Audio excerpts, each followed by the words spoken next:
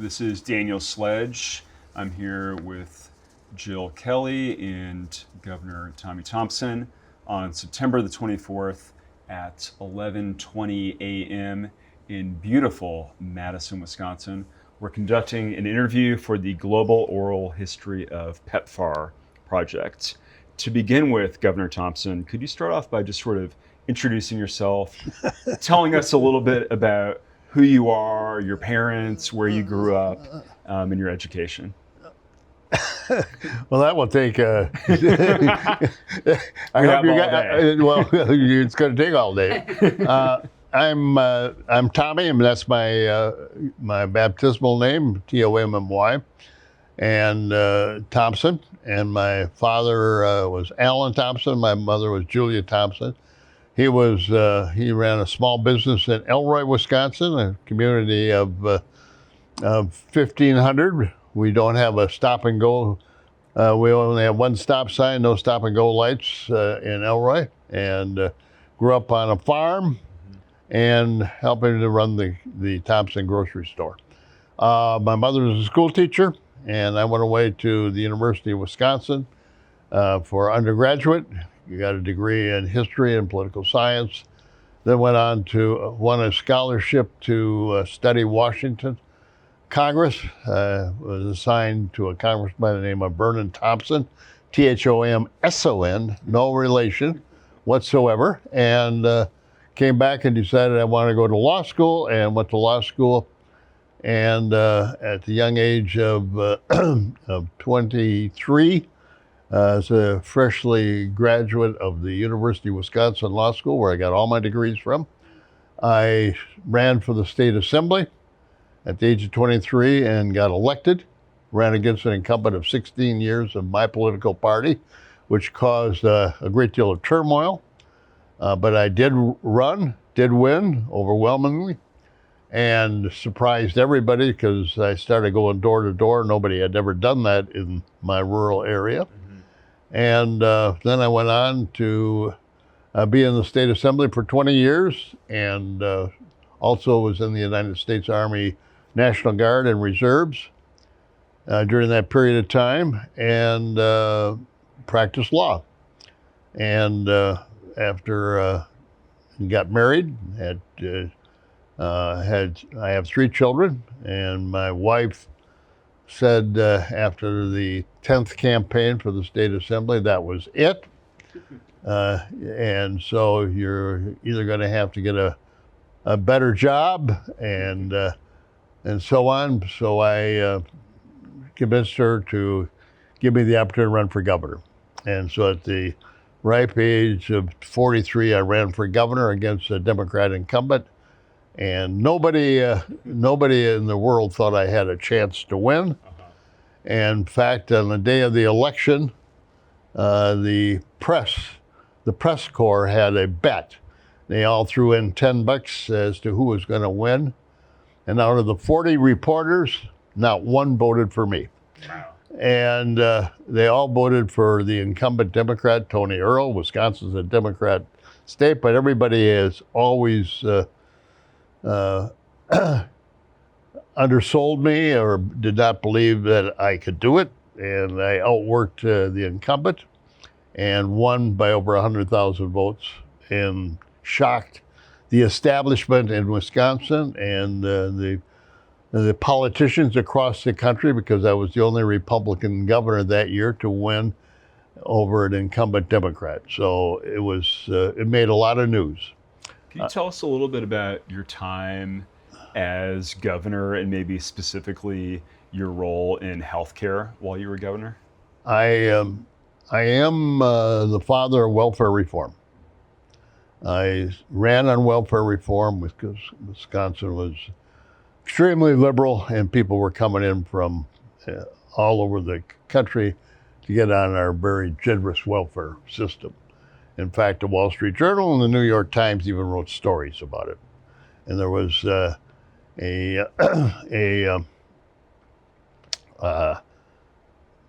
note put in the Greyhound bus depot, says, if you go up to Wisconsin on the 1st of the month and apply for your welfare check, you can get your welfare check and get back to Chicago on the same day.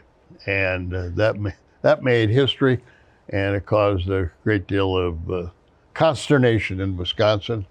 And I won. I also was very eager to do something about healthcare in rural Wisconsin. And so, with the help of the University of Wisconsin Medical School, after several discussions, I introduced a bill to set up a family medicine practice in the state of Wisconsin, and to help recruit medical students to go into family medicine, and also to have internships in rural Wisconsin. I also set up the physician's assistant program while I was in the legislature, along with my family doc program, and I also did other programs by setting up a program so poor families that couldn't get insurance, and as Michael Dukakis once said, it was the best health care program in the country, for a liberal Democrat governor to a Republican governor. It was family care, and it allowed poor people to apply as a couple to get medicine, Medicaid. Only we would pay for it under the federal stipends and under a state program. And it still is in existence, and Wisconsin is the only one that has that kind of a program, and it's still very well.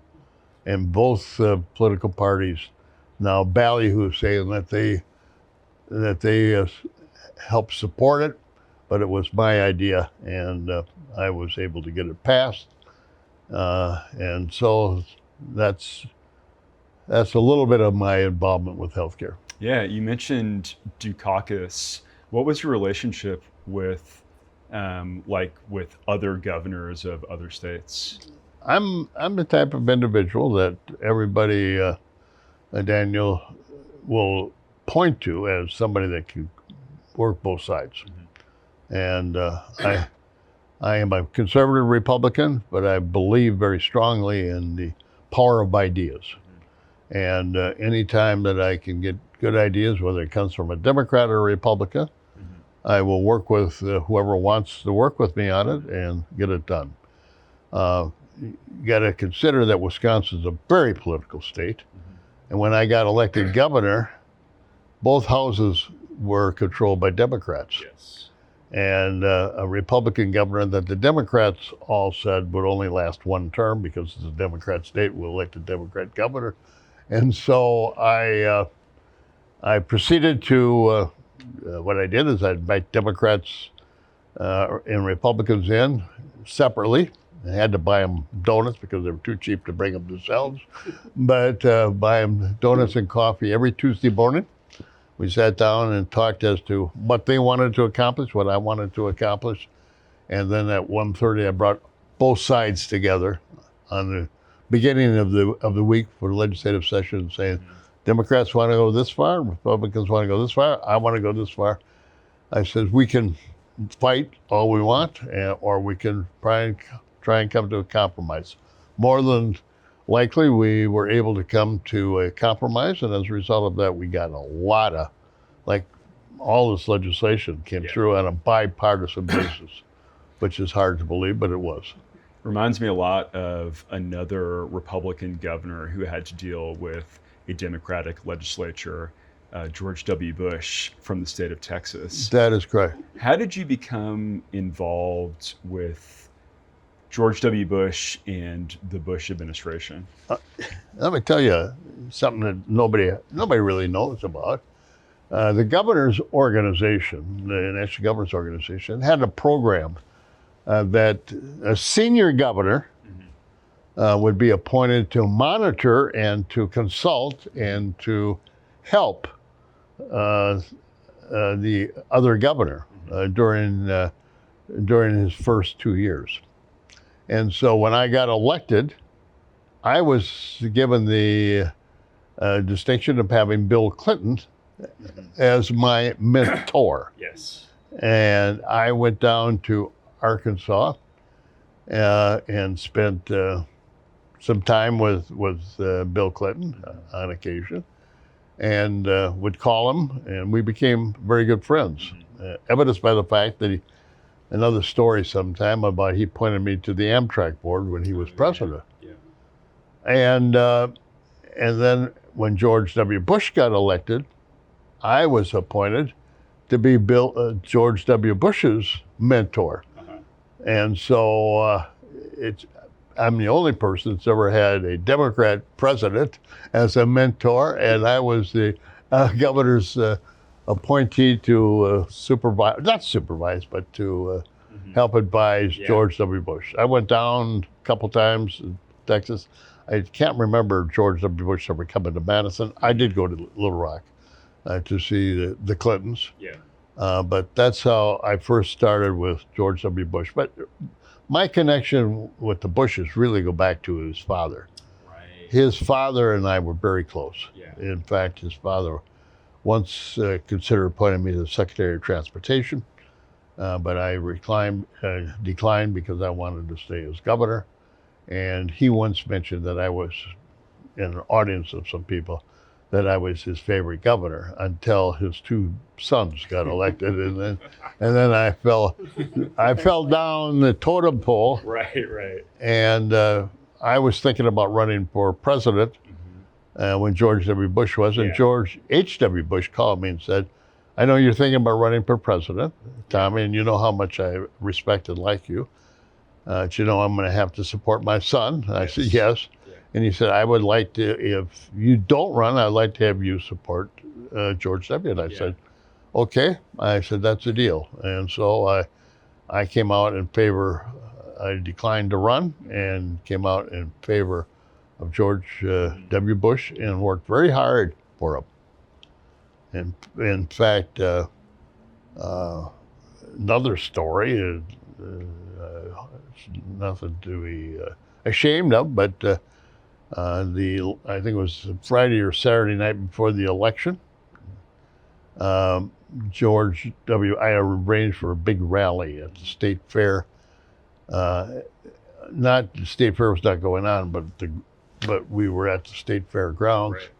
We had an audience of 10,000, and George W. Bush came in, and this was the weekend before the election. Yeah. It was either Friday or Saturday night, and so it was really getting close and getting a little heated, as all campaigns get. And right after the speech, and we made our exit, I was with the president when we walked out the back door. Yeah.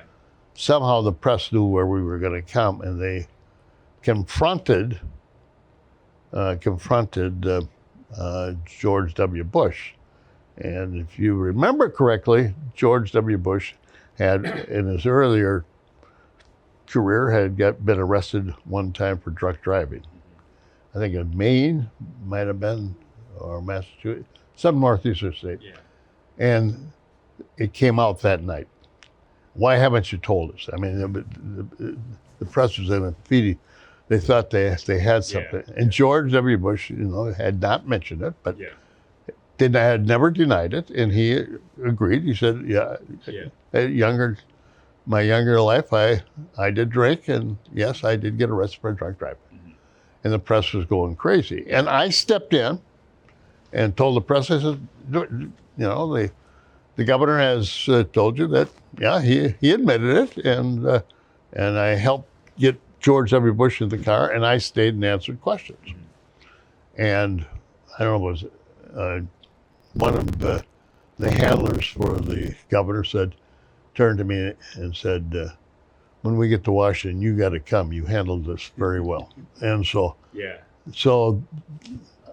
my connection to the Bushes go way back, and my real connection to the Bushes was through George H.W. and Barbara. And when George H.W. was going to run for president, he invited 10 governors, 9 or 10 governors, to Kennebunkport for a lobster. Yeah. And to go out on his boat. Yeah. Yeah. He was a crazy man with his boats.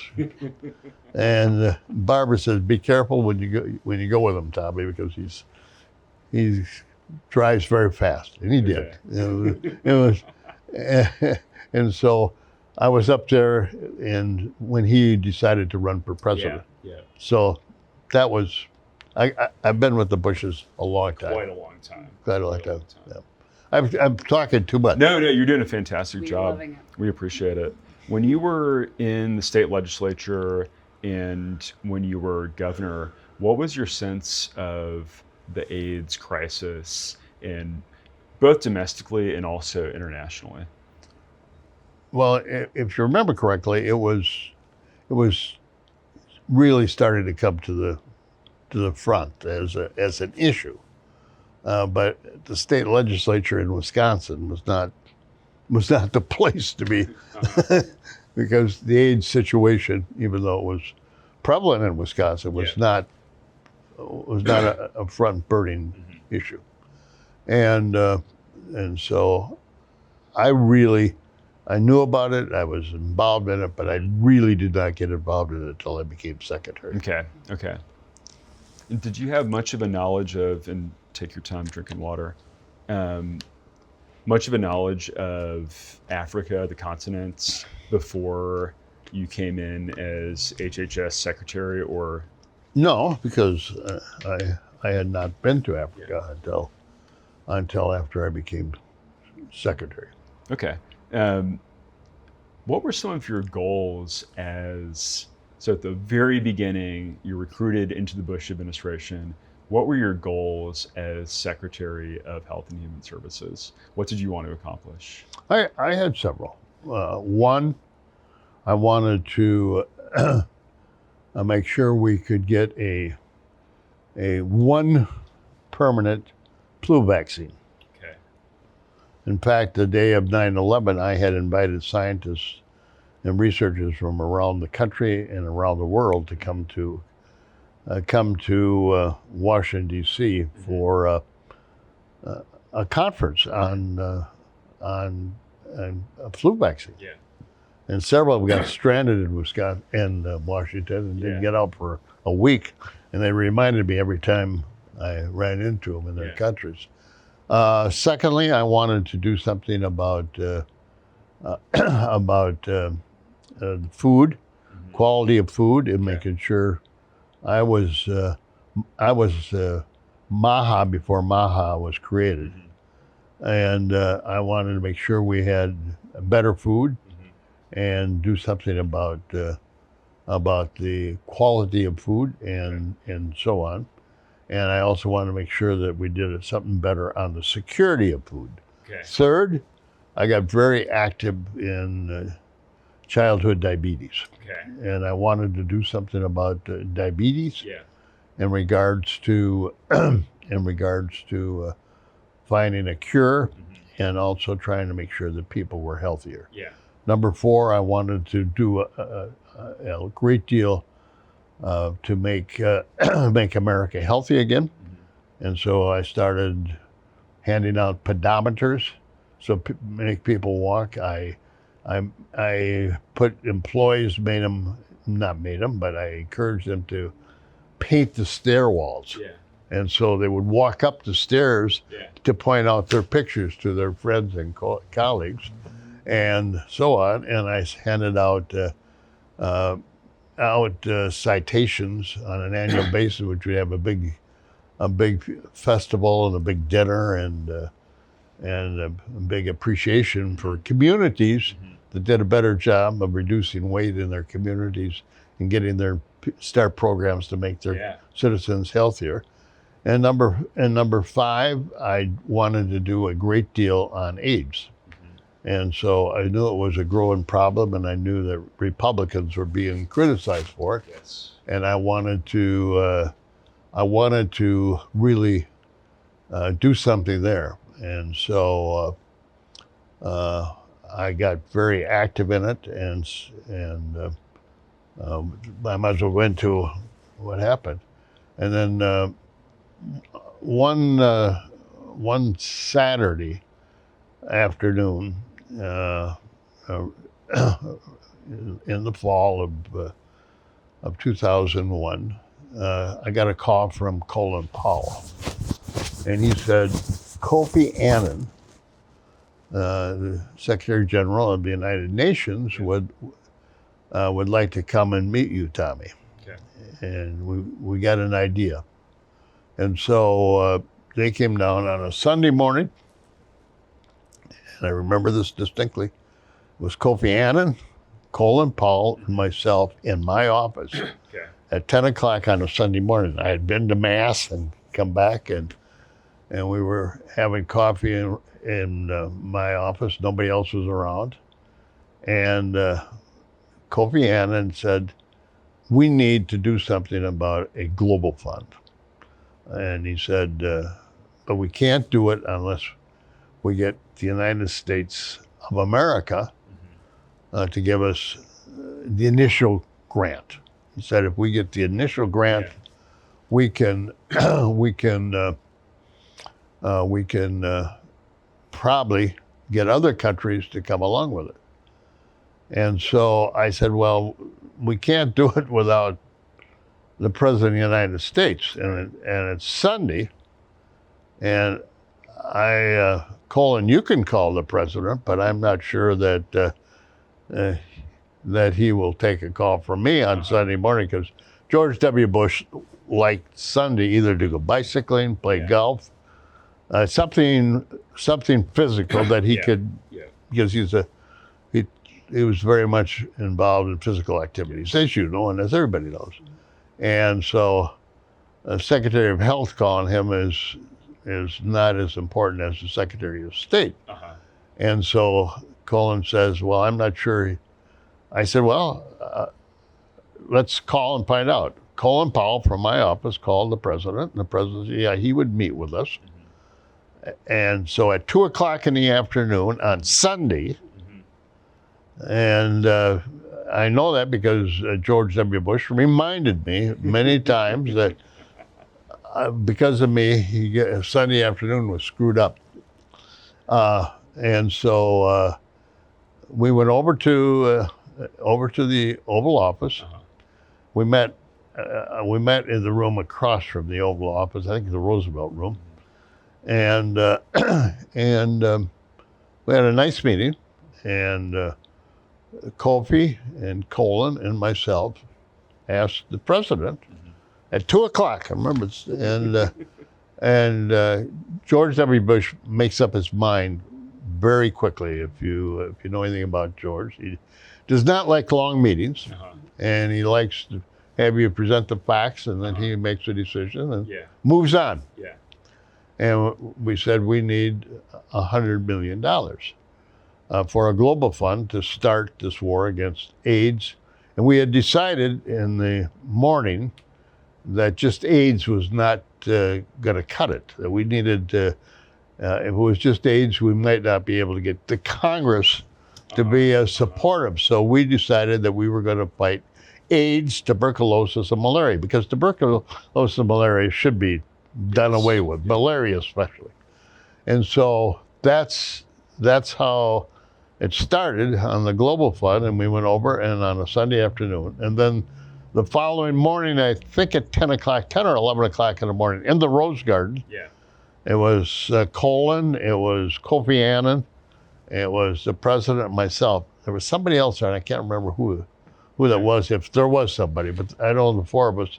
We all talked, presented to the President. We went back in the Oval Office afterwards. We went in the Oval Office, went out to the Rose Garden, came back to the Oval Office, and we were all very happy with the kind of support we got.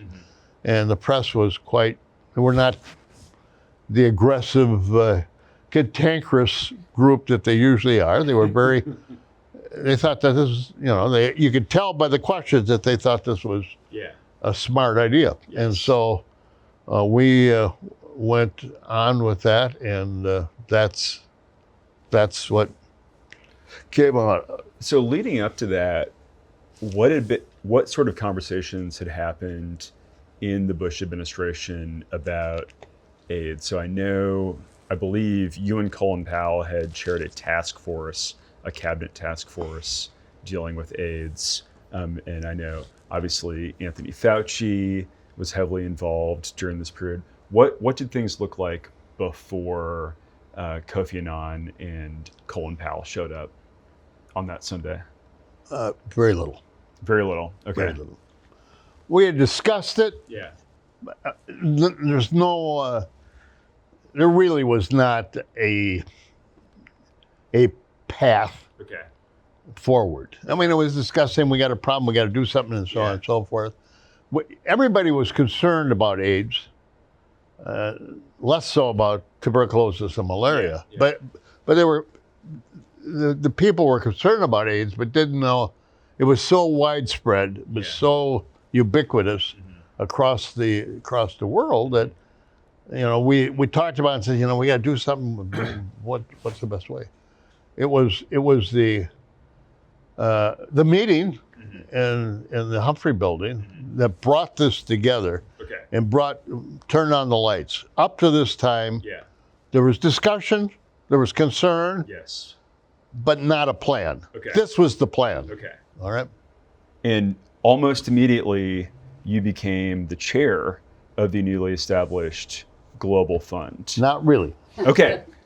Not really. Not really. A lot of things went into it.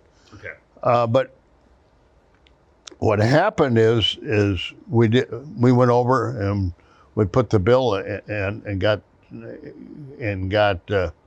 this was probably in September, maybe October, and we didn't announce the Global Fund, really the creation of it, until January. So it was this period of a lot of work went into it, and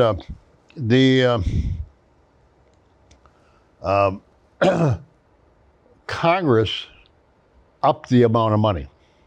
We put in $100 million, but they thought they wanted to flex their muscles and say they were doing something, so they upped it to $200 million. Okay. We were shocked, pleasantly surprised, but knowing Congress, they wanted part of the action, and they thought it was a great idea. Yeah.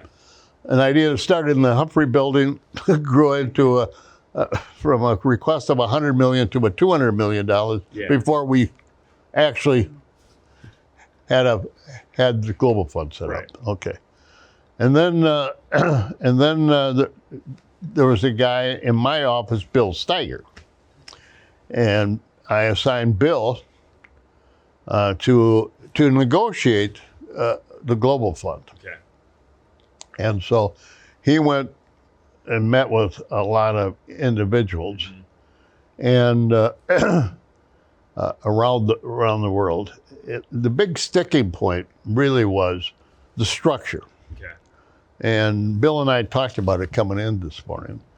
I can still remember Bill Steiger came into my office as Mr. Secretary, if we don't set up a system where the community organizations could get the money and set it up, this money is going to be lost by the government. And so the big fight in setting up the Global Fund is if CMOs and community action groups could actually get the money from the government instead of the government leaders. Right. And we fought that fight for, I don't know, probably a year. Okay. And every time Bill Steiger went any place in Africa, we went all over Africa, and on the Global Fund, and we just always got hit with, the prime minister or some leader of the political parties would come and say, "You got to change that so we can control the money." And we knew that was a terrible thing. It was never been changed, and it's one of the reasons why the Global Fund has been so successful, because the government leaders do not get the money. It's the community organizations. And we also insisted that it be audited by an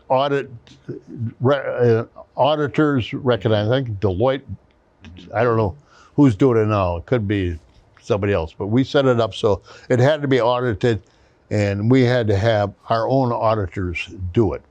And we had the community organizations get the money, not the government leaders. That was the big fight. Okay. And then there was a African leader from, I think, Uganda, who they designated as the first leader. And I went to, we had some meetings in that first year after we set it up, and he couldn't, nice man, I'm not being, but he was not the leader that the Global Fund needed. Okay. And so I ran for it, and much to the chagrin of the people on the board, they didn't want anybody from America to lead it. There was too much power. But I convinced them, Bill Steiger convinced them, that if you want this to be successful, and not only did I lead it, I led it for longer than I was supposed to because they liked my leadership, and we were able to get it from the $200 million to $1 billion in that first year. And so that was how I became the leader. It was a contested fight, but I won the votes, even though a lot of people on the board didn't think anybody from America should do it. But after that, unanimously, they by acclamation, they approved me because I did a good job. Can you tell us why? Why didn't they want an American in charge? It's always the case. It's always the case. Anytime you deal with any United Nations organization, any international organization, there's a reluctance to gives the Americans too much power. They were contributing the most of the money, having the chairman and somebody from the government and a Republican. It was a very, they were suspicious of Bush, they were suspicious of me on AIDS, and I had to convince them that I was passionate and dedicated about it, and they came to the conclusion that yes. I still remember the gentleman from Thailand says, "I'll never support you," and when I got off the board, he came up to me and says, "I was wrong." So, So we sometimes hear that people in the Bush administration were uncomfortable with the multilateral approach. Did you have any reservations? I had none. I had none because I knew it was the only way it was going to work. Yeah. If we didn't get buy-in from all the disparate parties, it was going to be extremely difficult to get buy-in, and I wanted buy-in. We had a problem, and the problem was predominantly in Africa. Well, I mean, AIDS was all over, but tuberculosis and malaria was an African problem, much more so, as was AIDS. And I went to, and this is how we came up with the Millennium Challenge. I had gone to South Africa.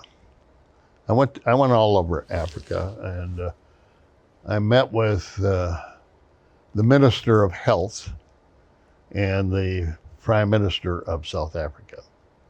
And Bill Steiger will have those names. She had a funny name. Thabo Mbeki and Manto Shabalala Msame. Yes. And we met with them. We went to, we had several meetings. And right prior to my last meeting with the Minister of Health, and you got her name. She was a doctor. And we went to this orphanage that was just set up by a Catholic organization. And we went there, and I had several people with me. And I had the head of Pfizer with me, Harry. I remember reading this in your memoir. Yeah, but I didn't write it down. We can look it up. He was there. I had several people with me, but government officials, pharmaceutical officials. I was trying to educate them about AIDS, and Tony Fauci was with me, and anyway. First, we went to this orphanage, and Hank Kimmel, Hank Hank is his first name. And we went in the orphanage, and we had all these babies, and they were there. Their mothers they were all had AIDS. And so we were in this orphanage, and new orphanage by the Catholics. And we went through there, and all the kids in there had AIDS, were positive with AIDS. And most of them got it from their mother's milk. And that was the reason that Tony Fauci and I went over there, is to try and convince the Minister of Health and the Prime Minister of South Africa, to allow us to nevirapine, to have them use nevirapine. That was our mission, is to get South Africa. And so we went in there, and I can still remember walking through the orphanage, and this little girl I picked up and held in my arm, and I still can see her. The beautiful little girl with the biggest eyes, and all she wanted was to have somebody hold her and love her. You could tell.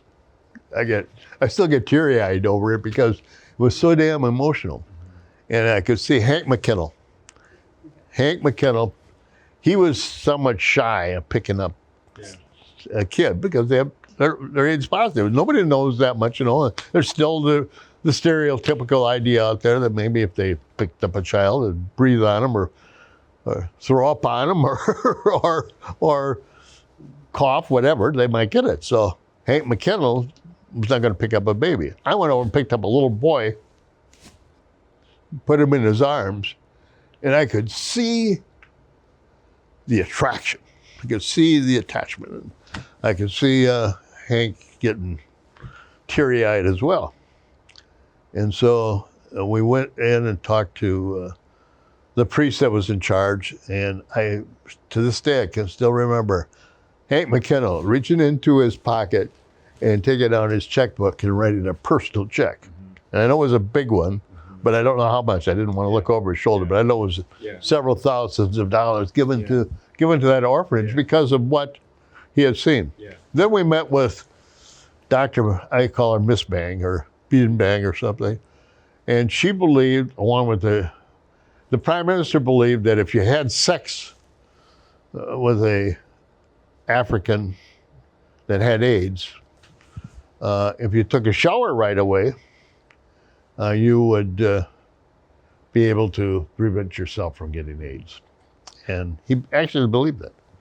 And the doctor, who was a minister of health, who was a medical doctor, believed that putting boiled potatoes around the neck would also prevent AIDS. How scientific. And we, Tony Fauci and I, were in this meeting. We argued that that's not going to prevent AIDS. And the best thing we can do for the children of South Africa is get you to start allowing us to give you ample supplies of nevirapine to use in all pregnancies. And that would prevent the transmission from AIDS through breast milk. And she would hear nothing about it. And we started a lawsuit over it, forcing her international lawsuit. We never went very far.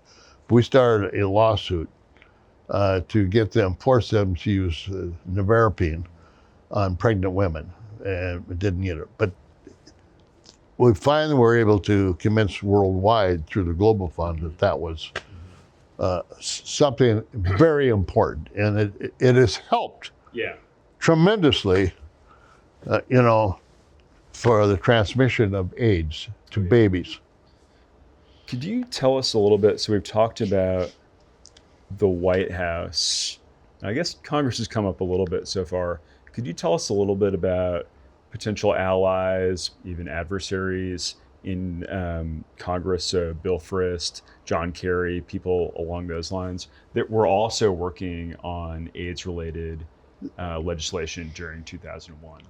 Yeah, they were, and Bill Frist was the leader, John Kerry. I mean, this was really an issue that most people on a bipartisan basis were starting to support. So uh, you the opposition was pretty muted.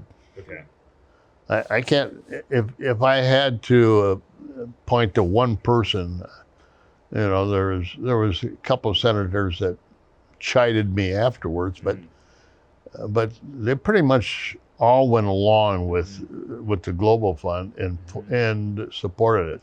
I'm sure there were negative votes, but it was not the kind of opposition that you see today. This was more of a clarion call. This was happening all over the world. Right. And nobody had done anything. And Tony Fauci had discovered how AIDS was being transmitted and everything sexually. And so people were somewhat concerned about it on both sides. Yeah. And so Frist, the governor or the senator from the Democrat senator from Louisiana was very active in this.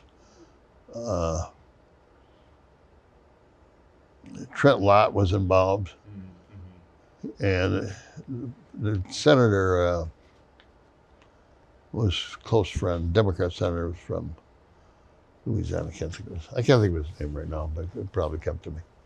But Trent Lott was involved, and Dr. Frist was, and John Kerry was involved. And who was the Democrat senator then? I feel like I should be able to come up with this, but I'm feeling a little stumped. All the reps are coming to me. I can think of Billy Towson. We interviewed Tom Daschle. Tom Daschle helped. Tom Daschle was active, yes. Yeah, but I'm thinking more on the rep sides. I remember Pelosi went to bat for what became PEPFAR, and the Lantos and Hyde. Huh? Lantos and Hyde, Tom Yeah. Lantos and Lugar, and so there were. Yeah. It was on a lot of people's radar. Yeah. No. Well, let's get into PEPFAR, how that came about. Well, All right. Yeah. We're on a path towards it. Yeah. Go ahead. And I want to take a little moment to think about the broader context. Sure. All these developments, so 2001, 2002, this is happening during a window in which there's a great deal of international and national security threats to the United States. So stretching all the way back to 1998, there's the terror attacks on the American embassies in Kenya and Tanzania, which brought Africa to the forefront of security conversations. In 2001, the United States declared HIV/AIDS a national security threat. And then also, that's 2000. In 2001, obviously, there's the 9/11 attacks, and then immediately following that, the anthrax attacks. I'm curious how, if at all, these national security concerns played into your thoughts about AIDS and the development of PEPFAR. Not as much as you would think. Okay. I mean, they were there. They were a concern, but AIDS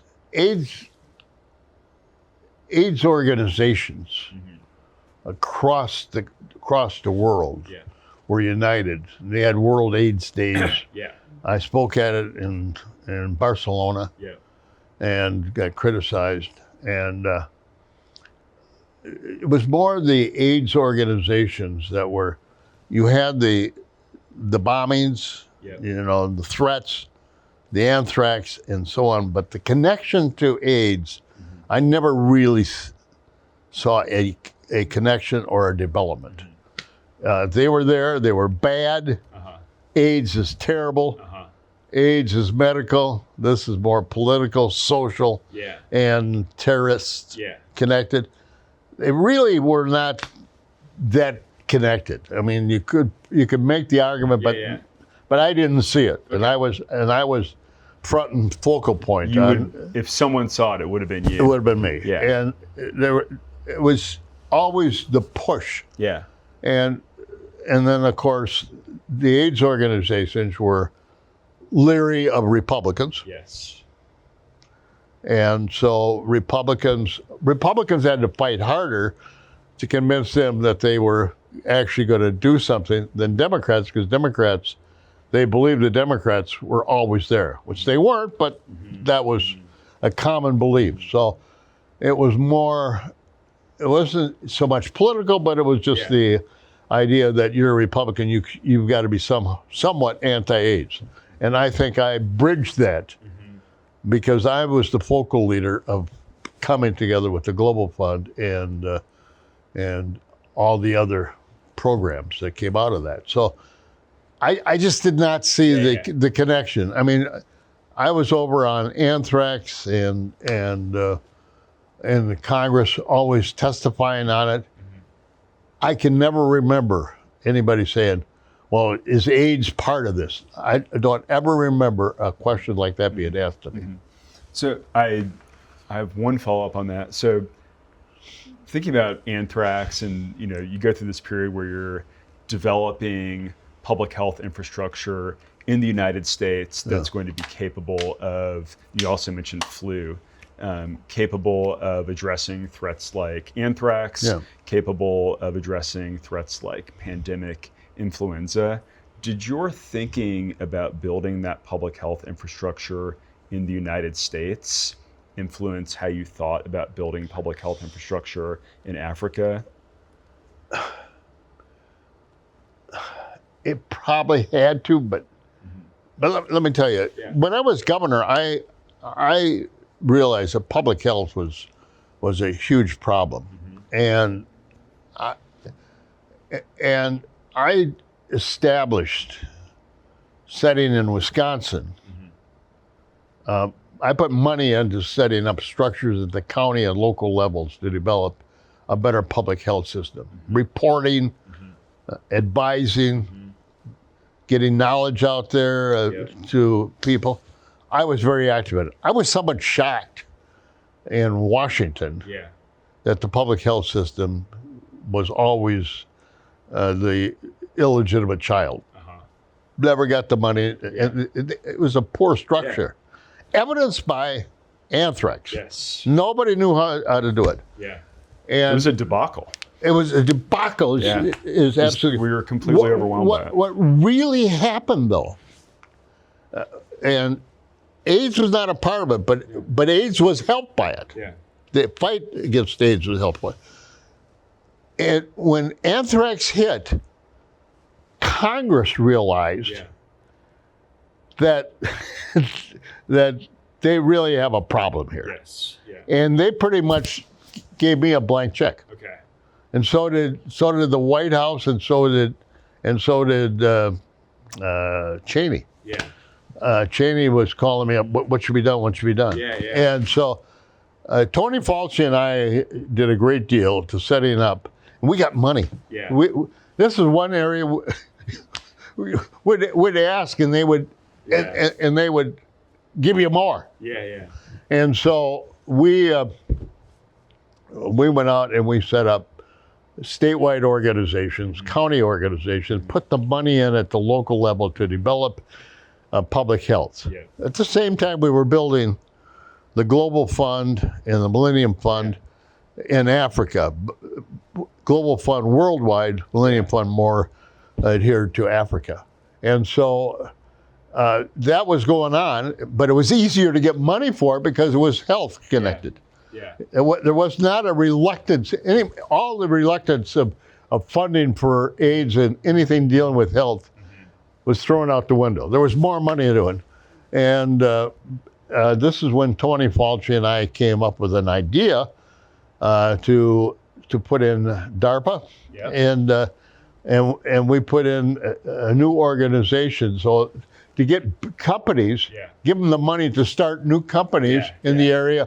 And vaccinations, we were still producing vaccine through the eggs, and which came up in the 40s. And we wanted a new vaccination system. We wanted more vaccines, and of course we had the smallpox, and we got George Bush took the smallpox is an interesting thing. I put out a call to all the pharmaceutical companies. I don't know if anybody ever told you.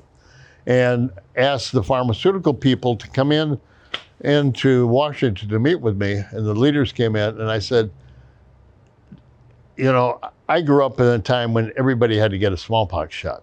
Now, you guys are way too young, but I do. And we found in one of the basements, I didn't find it, but they reported to me, the companies went back and looked because we had, I think, around 14 million doses of vaccine for smallpox.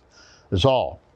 And this company who had consolidated and built, they had found in their basement in a locked refrigerator that had chains around it, I think 64, a huge number of old vaccine for smallpox. Okay? And so we brought it into the NIH. NIH checked it, and Tony Fauci came in and said, Secretary, we have found that not only is it effective, this was when we everybody was mandated to have a smallpox vaccine in the 40s and the 50s. And they said, it is better today than, it's as good today, not better, it was as good. And he said, I think we could split it 4 or 5 to 1, in which they did. And so we had over, I think we, instead of the 14 million, I think we ended up with over 100 billion smallpox doses of vaccine because of what they found in this basement. And so George W. Bush said, I want to try it. And if you remember correctly, George Bush took a smallpox shot because he thought it was good. And he was sincere about it. It was good politics and good, and he did it. And of course, nothing happened. So that made it okay. And so we had this, but luckily smallpox is never breaking out. But we do have right now over 100 million doses of smallpox vaccine because of what we found. It's such a whirlwind period. It's hard to imagine, for me personally, since I've never been in charge of HHS, it's hard to imagine being in charge of HHS during a period where you're responding to the threat of bioterrorism, thinking about how to launch this gargantuan initiative in Africa, thinking about things like Medicare, Part D. What on earth was that like for you? It was like drinking out of a fountain. I mean, but I'm the type of person that thrives on that. I love it. The more action, the better. I wish we had time for the Medicare story, but anyway, Tony came over and we wanted to get these businesses started, so we set up this fund. And I still remember Cheney said, I think we asked for, I don't know how many millions of dollars. And he said, I don't think that's enough, Tommy. And he doubled it. I mean, when do you have a secretary going to somebody in administration and say, we need this money? Oh, well, that's not enough, double it. And so that is still going on, in which small businesses get funded for startups in the area of healthcare. That was a direct result of the anthrax and the other scares. Yeah, it seems like Cheney was he comes up in the Bob Woodward books a little bit as like a big supporter of Project BioShield. But he didn't know a damn thing about it, but he did support it. After it was BioShield was Tommy Thompson and Tony Fauci. Okay. I don't want to get too far off track. I could talk to you about this for the next 7 years. In early 2002, you took a number of trips related to the AIDS pandemic. Could you tell us a little bit about the Caribbean HIV/AIDS conference in early 2002, if you recall? It was down in Guyana. Guyana was? Guyana. Yeah. I went down with Bill Steiger. Yeah.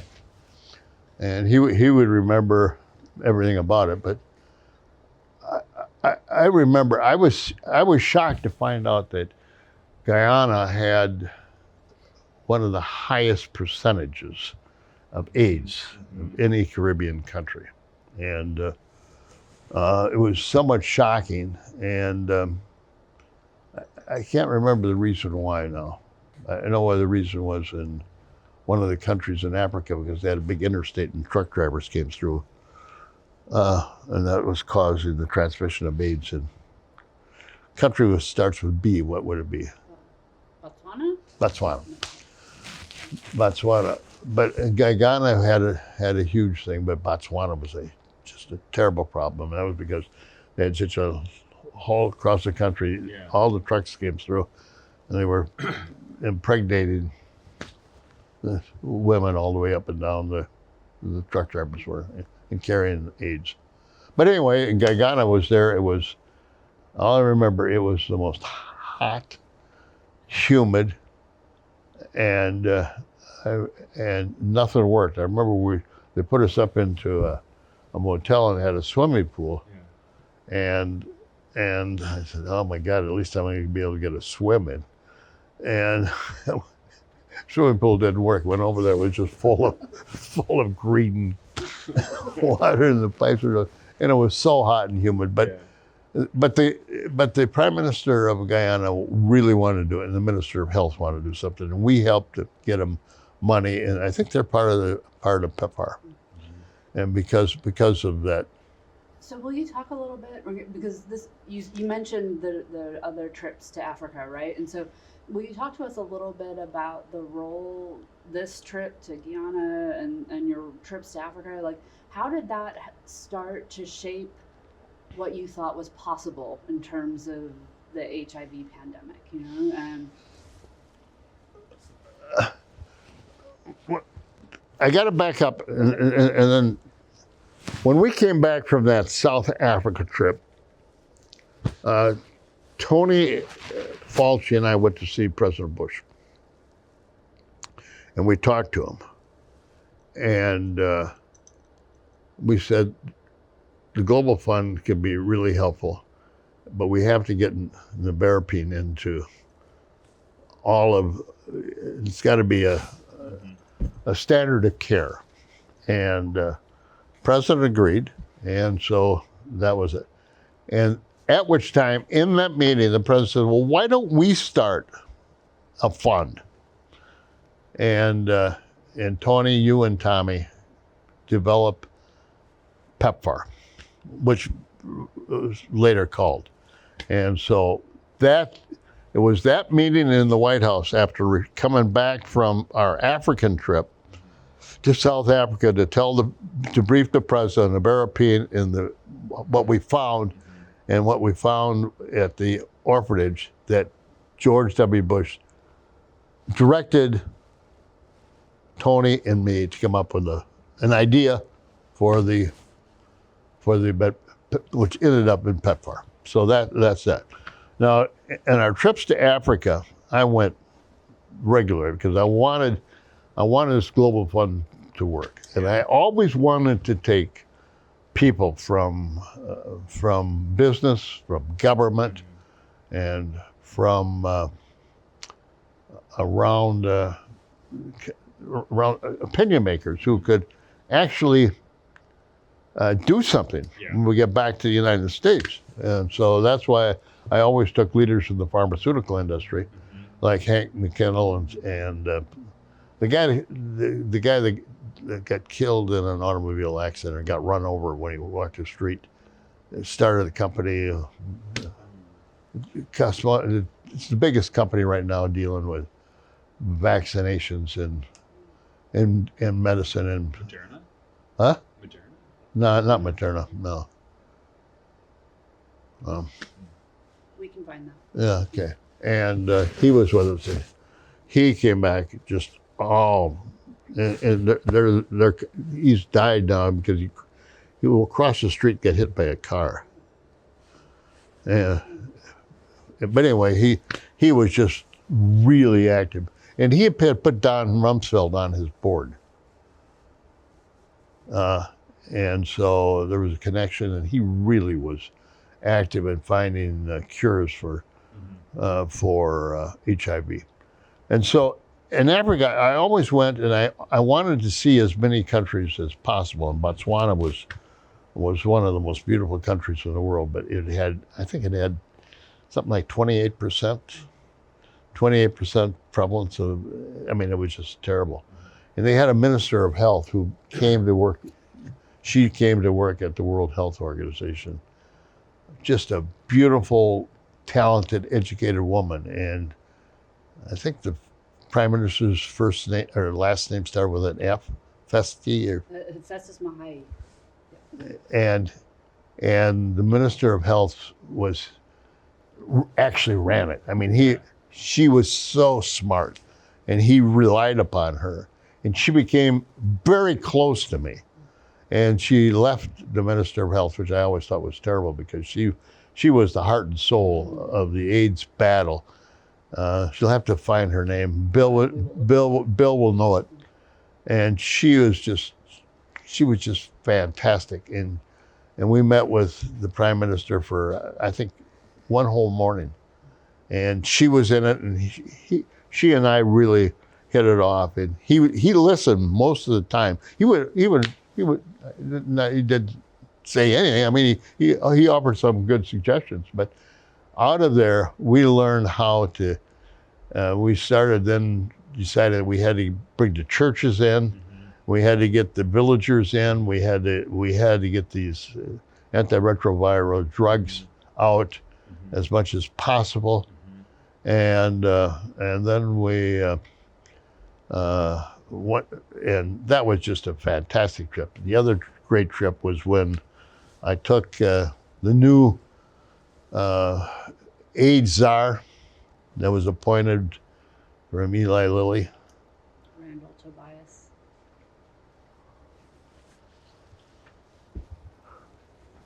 He was a disaster. We're going to ask about that. But anyway, So, I shouldn't. That's not true. you're good, you're good. I don't want to say it. So but this becomes. But anyway, Yeah. so the gentleman that was in the Clinton administration, and he was the ambassador to Germany. He subsequently died, and he was in the Clinton administration, and then he was appointed ambassador to Germany, and then he said, and we went to Rwanda. Wasn't Holbrook? Okay. Oh wow! Yeah. Holbrook, yep. He was with me, and he and I became, and Tobias wanted to be in the front seat next to me on all things, and he wanted, well, anyway, Holbrook was there, and Holbrook was very good. But Holbrook took us to Rwanda because and we went to where people were massacred, and they have the shrine, and there was a dedication, and Holbrook and I got to speak, and Holbrook said that was one of the biggest mistakes that Bill Clinton ever did, to not interfere with the Tutsis and the Hutus massacre, but was also a huge problem for AIDS. And the new prime minister of Uganda or Rwanda, what the hell's his name? Kagame. Yeah, brilliant, fantastic, and he wanted to fight the AIDS battle like he did, and he wanted to bring peace to the Hutus and the Tutsis. He's done that. Yeah. And it's just amazing what he's been able to accomplish. Thank you for helping me out with the names. That's what we're here for. Yeah, okay. So this sort of early push, particularly with nevirapine, becomes the prevention of mother-to-child transmission initiative. Could you tell us a little bit about that and that little period before PEPFAR and how exactly it became Well, PEPFAR? nevirapine really, Yeah. I think, is the catalyst that got PEPFAR. Yeah. Because after we came back from Africa, I told Tony Fauci that we had to go talk to President Bush about this, and we both spoke to the president about nevirapine and the fact that there was such a reluctance in South Africa. Actually, they refused, Yeah. and so I think that was sort of the catalyst to get George W. Bush. Because of nevirapine, what we saw, witnessed, and what we came back and explained was the cause célèbre for PEPFAR. Mm-hmm. And so what instructions did the president give you, and how did you go about developing the program that became PEPFAR? Well, Tony Fauci gets the giant amount of the credit for The president commissioned us to do it, but Tony said, he said, I'll take. Told me it was we were walking out. He says, I will develop a plan for you and the president, and he did. So, are you talking to Tony? We are trying to talk to Tony. Okay, Tony was with me in Africa several times. I think every time, and we became very close friends. And he and I still remember going to the White House after coming back from South Africa and briefing the president. And which time the president says, "Go develop a program," which subsequently was called PEPFAR. And I also had Mark Dybel. Yeah. And Bill Steiger was up to here in the Global Fund, but it was Tony. I was secretary, still running everything as you know, and I still had to get Part D done, which is another story. Yeah. Which is I'll still give you one a of the call. We best. can talk about it. What? I'll give you a call. We can talk about it. That's still one of the best programs that ever come out of the department, Global Fund and Part D. But anyway, so it was Mark Dybel and it was Steiger and Tony and myself came up with PEPFAR, but Tony gets the giant amount of the credit. The president was sort of open-ended, develop a plan that we can roll out, and PEPFAR was a result of that. And Mark Dybel have you met? We interviewed him last week.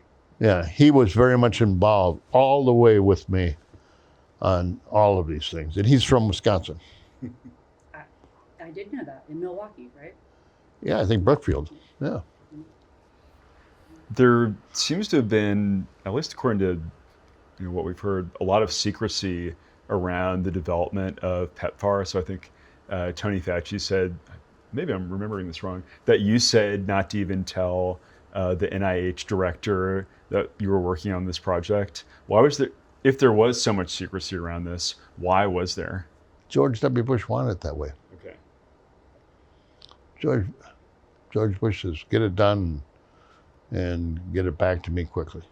So it was the type of thing, we had a slick group, as I said, Steiger, Dybel, Fauci, and Thompson. Yeah.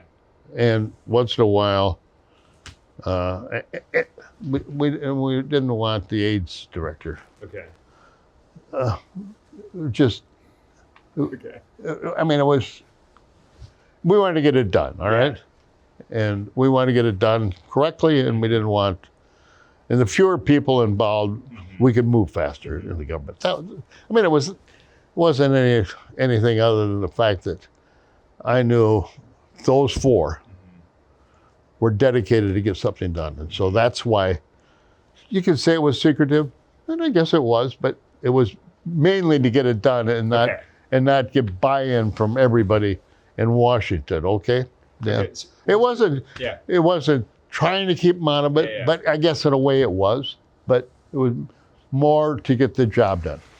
Okay, so get the job done. Now that you say buy-in, I'm curious. So Congress, they're working on their own sort of pieces of legislation. Was there any concern that, dropping PEPFAR fully formed at Congress would create any sort of pushback or anything like that? No, because they were calling me. Both sides were calling me. What ideas do you have out there?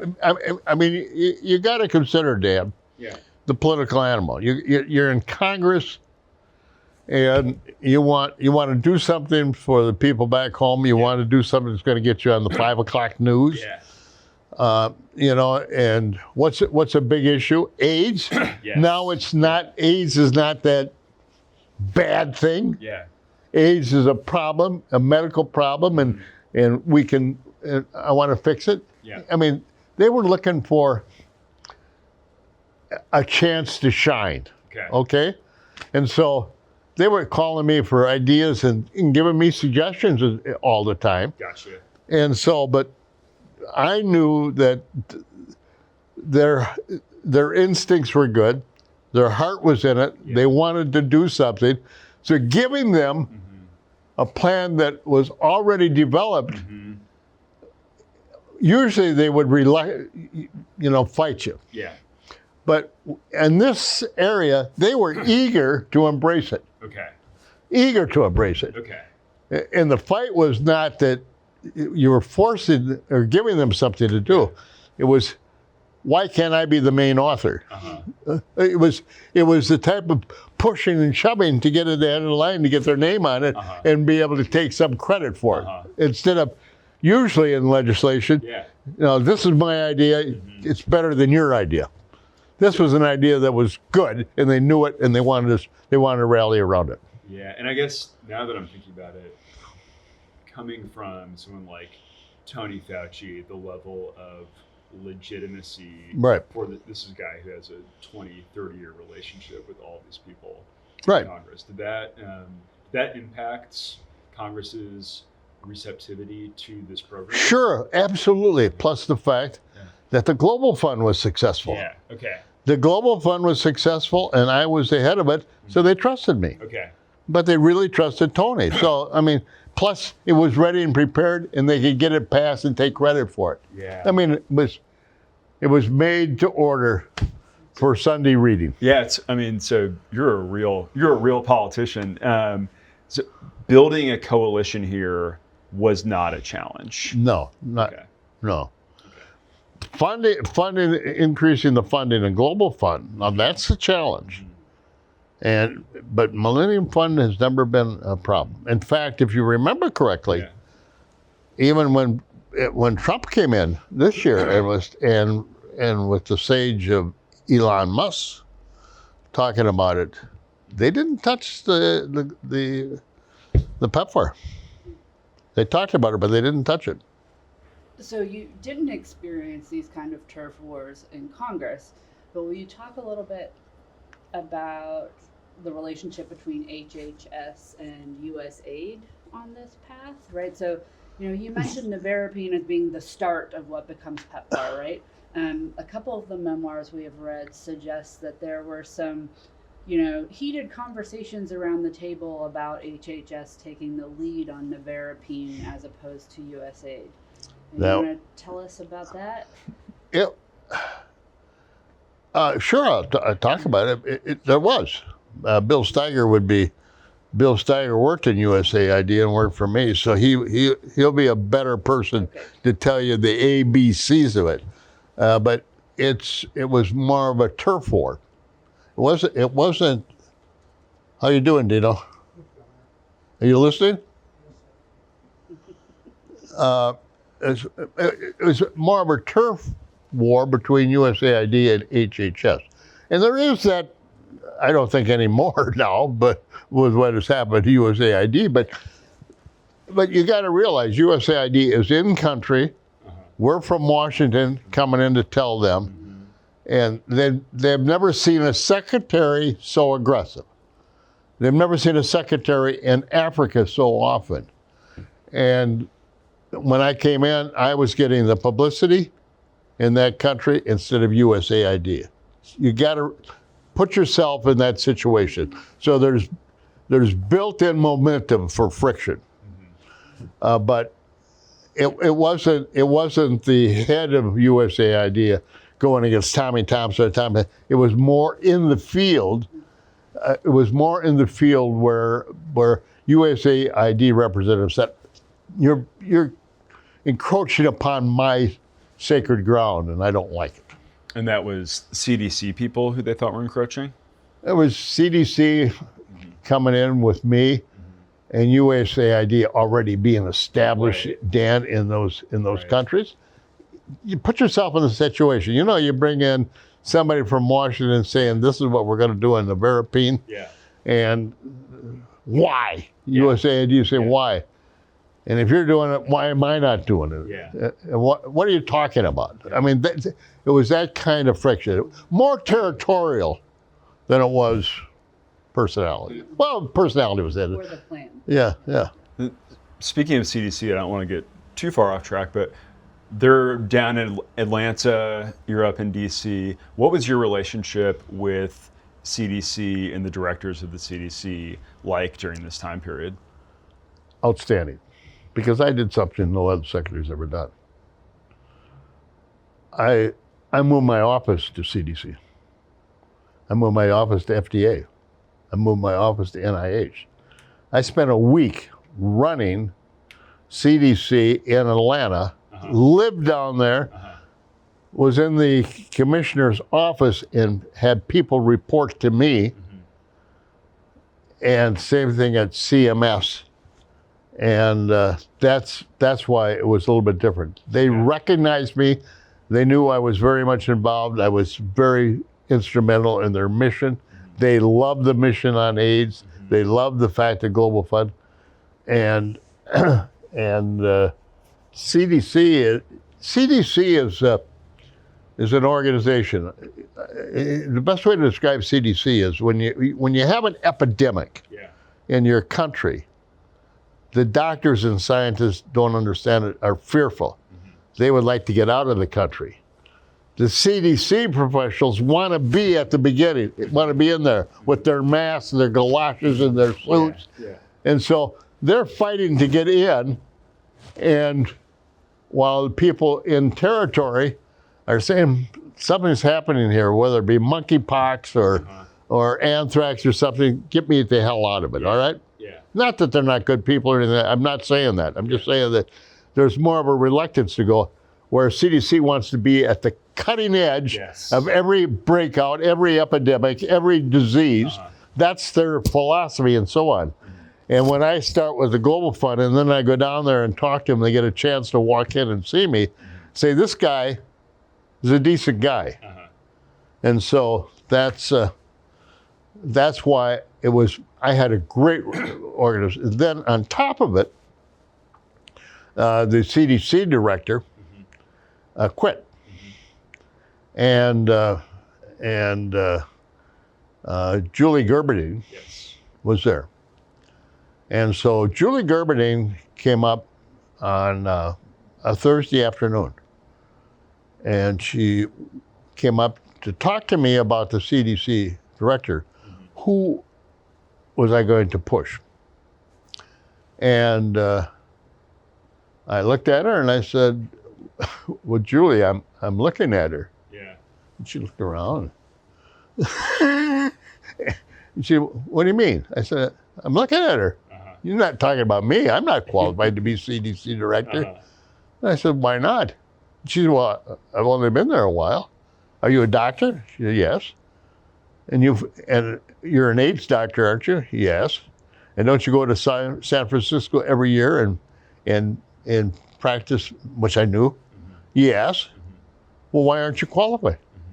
Well, I haven't had the experience. I said, well, I think you're qualified. Go home and think about it. Saturday night, she calls me. And she said, I would love it. And so I said, okay. And so I called the president, George W. Bush.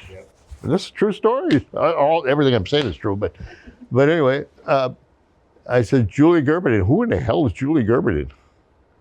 And I told her all about him. And I got the president to agree. And so I appointed Julie Gerberding, even though she came up to lobby for somebody else. And so that's the story. And we, because of that, and because I recognized her and saw her capabilities, we had a partnership like you couldn't believe. In fact, when she got out of the government, she called me for recommendations, and also to be, when she got a job with Merck, she called me to be the person that they interviewed. So that's how close I was. Very interesting. And she also had a good relationship, I believe, with Tony Fauci. And now that I'm kind of thinking, after all this, okay. I did things differently as secretary. Every Thursday, I made everybody come to Washington and report to me. All the commissions. So I had a big office, and I made all these people, Julie, Tony, NIH, what the hell was his name?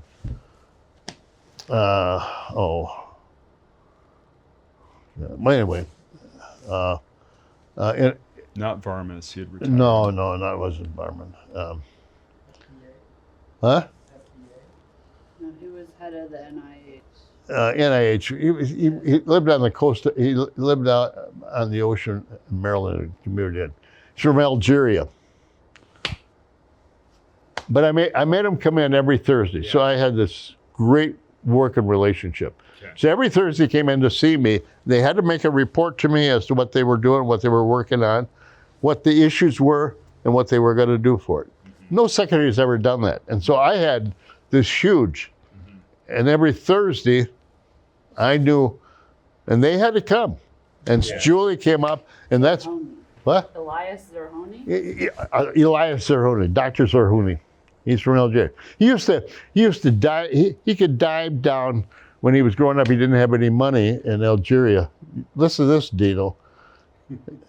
Elias Zerhoni, he would dive down 50 feet and spear a fish only with a mask. He could go down 50 feet. I said, nobody can do that. He said, yes, I can. So thinking about all these relationships, you mentioned you had a really good relationship with George H.W. Bush. I know. I was closer to George H.W. than I am to George W. Tony Fauci had also been friends with H.W. Bush. So I assume, I could be wrong here, and then you were a mentor to George W. Bush. How did those relationships facilitate or enable, if at all, your ability to make these policies happen? George W. Bush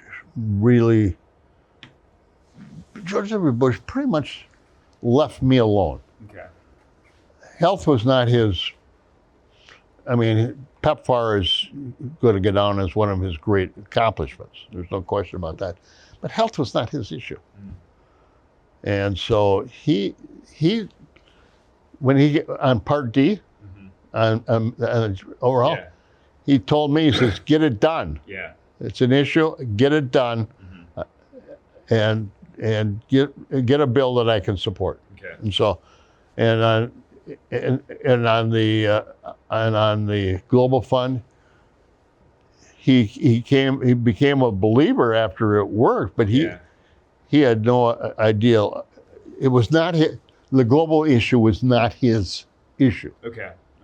And so, I'm not taking anything away from him, but he had other issues, and education was more important to him. Very high on his list. Very high on his list. Healthcare was not. Healthcare became. Yeah.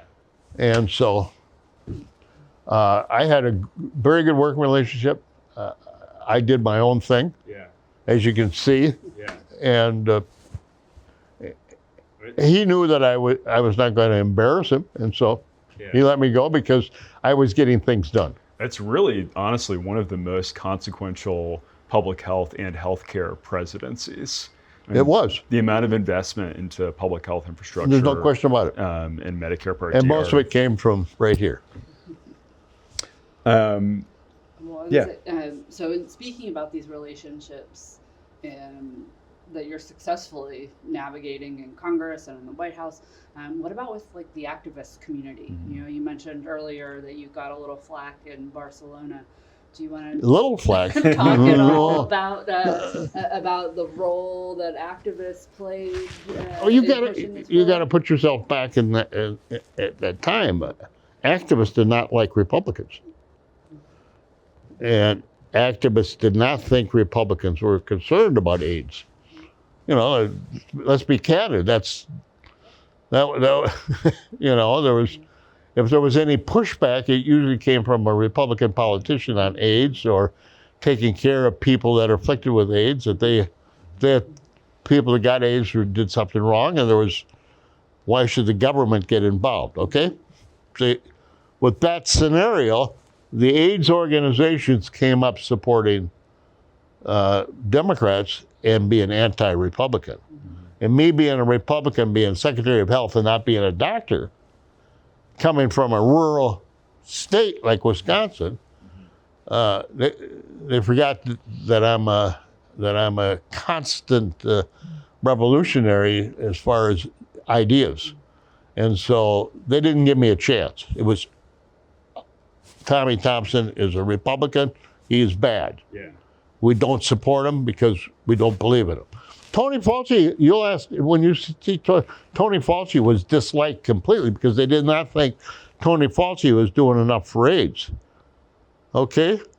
And so Tony Fauci was public enemy, maybe not number one, but in the top 10.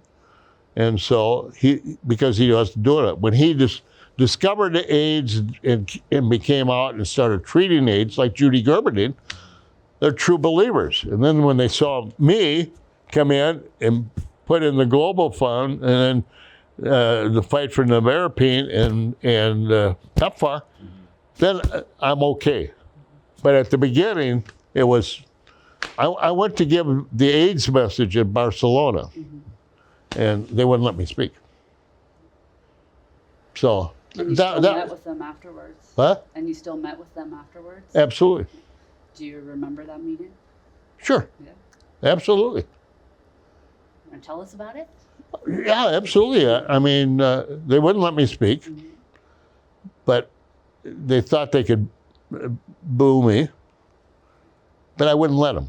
So I read my speech with, the louder they got, the louder I got. And I went through my whole speech on AIDS and what I was doing to fight it. Several of them came up to me and said, that took more guts to stand there and take that abuse and still give your speech.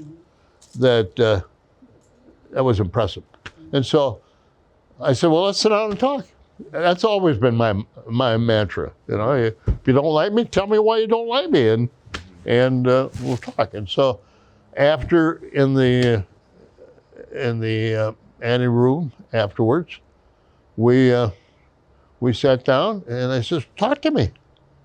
And they said, well, we don't trust Republicans. I said, why not?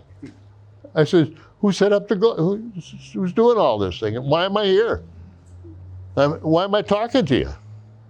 Tell me your concerns. And so from trying to shut me down, to me having the guts to give my speech, and then asking them to meet with me afterwards. And then I asked them to come over to my hotel room.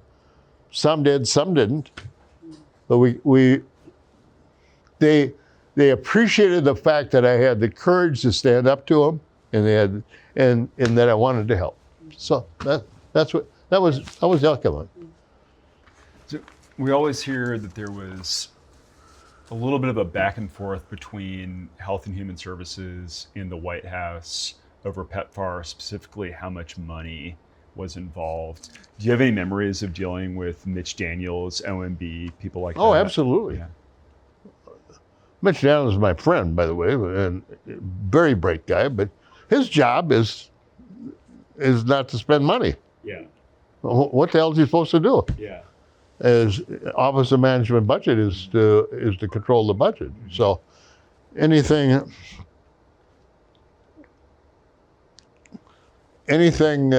I always was aggressive in trying to get more money for PEPFAR, the Global Fund, and for BARDA, and for and for public health. And his job was to say no. Okay, so it was constant. Every budget was a fight between, and I didn't let my budget director. I wanted to do the fight, and so on one occasion, I remember this distinctly, is that I asked to see the president, and the president Mitch agreed to let me see the president because I was pretty insistent. And so I don't know the exact amount, the exact issue, but I went in and we had a meeting with George W. Bush and Mitch. Yeah. And the president didn't give me everything, but he didn't cut me back as much as things. So I think I got half. I think they probably had. I think Mitch had probably talked to the president, and they agreed that you got to give him something to quiet him down. And so I think they gave me half, but Yeah. but I did appeal Mitch. But Mitch and I'd go out for dinner afterwards, Yeah, and so forth. So it was not a cantankerous thing to such a way that we didn't like each other. It's just that Gotcha. he had a job to do, I had another, and I was not afraid to directly go to Mitch and then go directly to the president. And I remember on one occasion I did go appeal it to the president and did get satisfaction from the president. Just if you need to take a break at all, No, I'm please fine. let us know. How much longer is this going to take you? I mean, I know, we are very grateful that you're spending time, and we are in the last section of our questions. are you really? So we're coming up to the announcement, the PEPFAR announcement. Okay. Do you remember when it was made? How did you feel? I don't remember it. You spent all this time I don't remember which announcement you're talking about. for PEPFAR in the State of the Nation address, State or of the State of the Union. Union address. President did it. I didn't do it. So I remember it was, but I don't remember. Okay. Give me some. Well, I was just You'll saying, jog, you know, you'll, like, jog, you'll jog my memory. you have been working on this, developing it over the entire time you're at Right. HHS. And yes, it is only one project amongst many, but it's a pretty big one. It was a big one. And President Bush announced it in the State of the Union address. Mhm. And, Remember and that? many people had tuned in to hear about developments in Iraq, and he announces PEPFAR. Right. I mean, how proud, excited, nervous? Oh. What were your feelings? Well, you gotta know. I mean, here you're sitting at the State of the Union in the budget address, and the President of the United States has taken your program that you had worked on, program you've been to Africa many times on, and on prime time signals this out as a big accomplishment and something that we're going to do. How would you feel? You'd feel fantastic. It was a great feeling. It was euphoria, but it was a part of a lot of things the president said that night, and so. But it was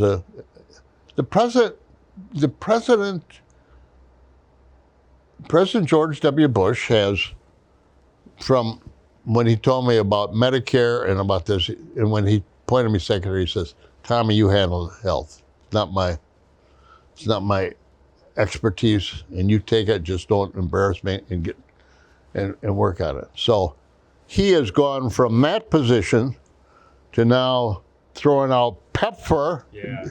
as one of his accomplishments and what he wants to do. Signature policy. And when I was going to Africa a couple times, I asked if Laura wanted to go, and I talked to Laura about it. She didn't, but since then, PEPFAR. And if you ask George W. Bush, PEPFAR, George W. Bush considers PEPFAR as one of his crowning accomplishments. And the second crowning accomplishment is Part D, Drugs for All. And both of those, I had a tremendous amount of, in Part D, I really had more than I did even in PEPFAR. But the truth of the matter is, George W. Bush will now claim, and I think rightly so, that these two are some of his biggest accomplishments. And so he's excited about it. He's gone from not really that concerned now, going to Africa and still pushing it. You got to give the guy credit. A lot of credit. How did you imagine PEPFAR would work with the Global Fund? How did these two things operate? I knew there'd be opposition. Not opposition. I knew there'd be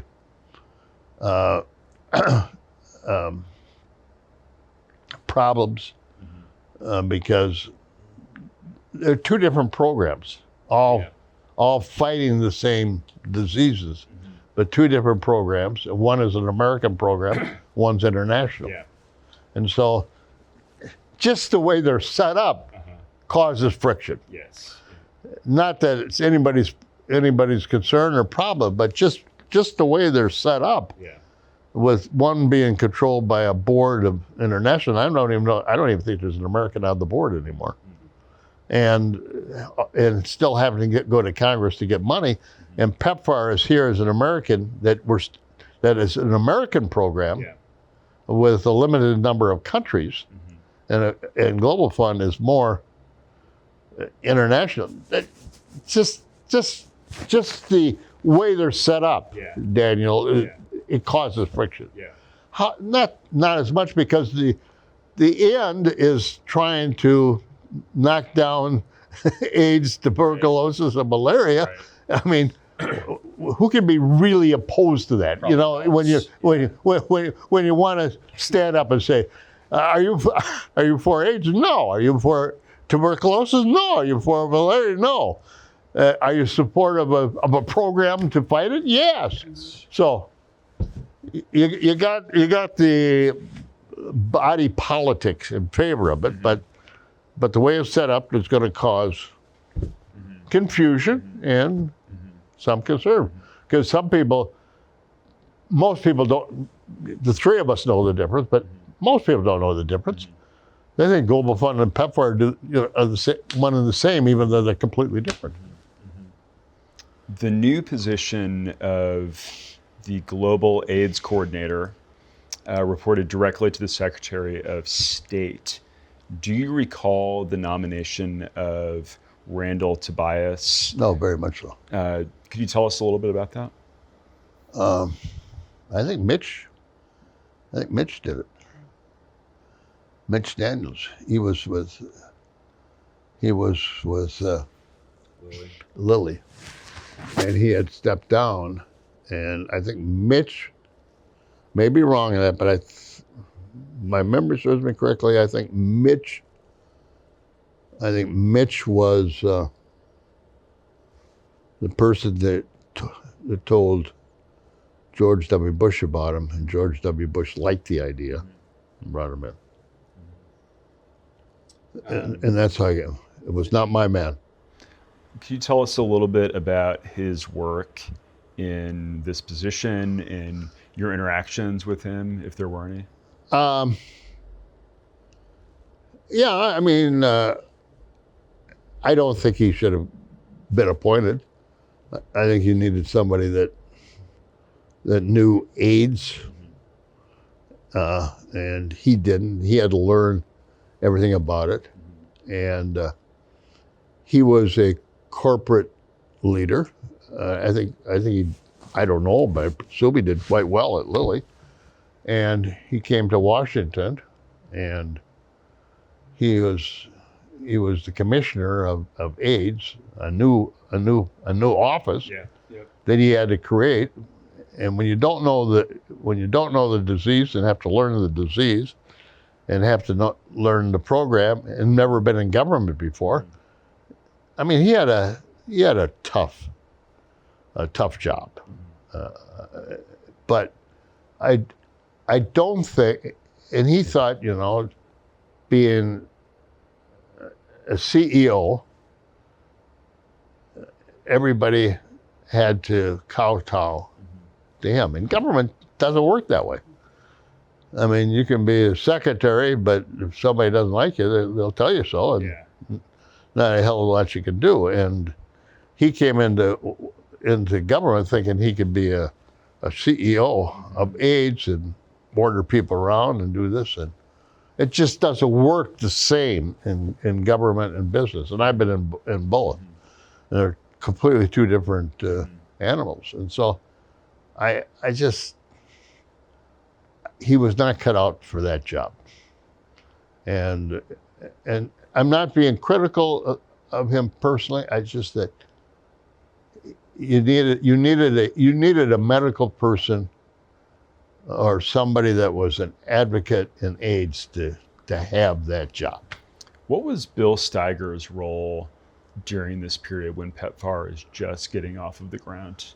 Well, Bill Steiger is a wonderful young man, or a wonderful person. And I mean, I had the benefit of having Bill Steiger and Mark Dybel advise me all, they went to Africa with me, and and uh, uh, and we went to Rwanda, and Bill Steiger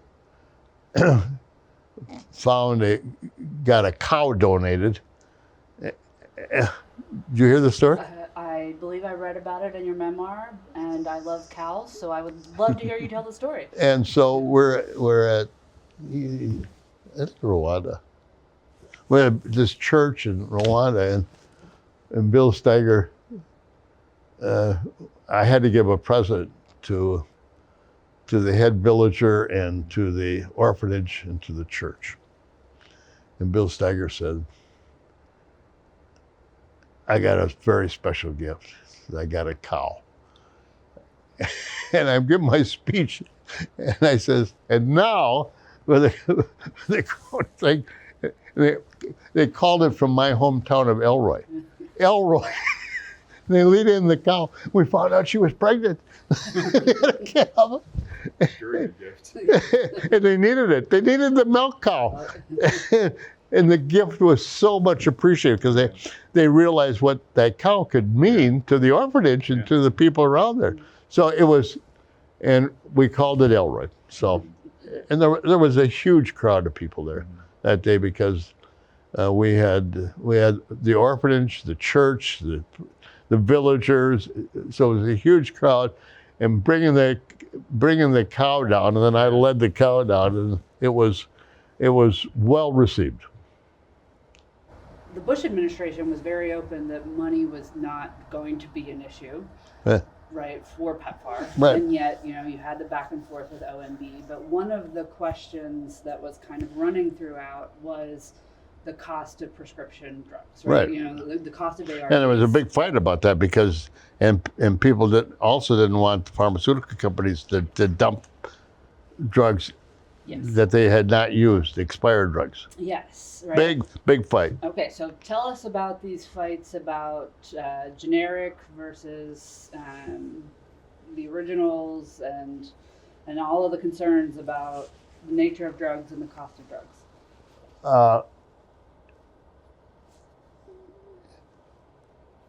One of the big criticisms of pharmaceutical companies were two big things. One was the activists and members of the board of the Global Fund were opposed to pharmaceutical companies making money off the Global Fund, number one.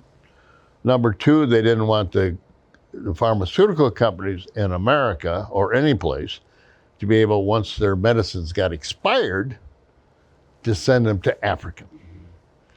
And number three, they thought that patented drugs were too expensive, which they were, and nobody was doing enough for generics, that they were on patent too long.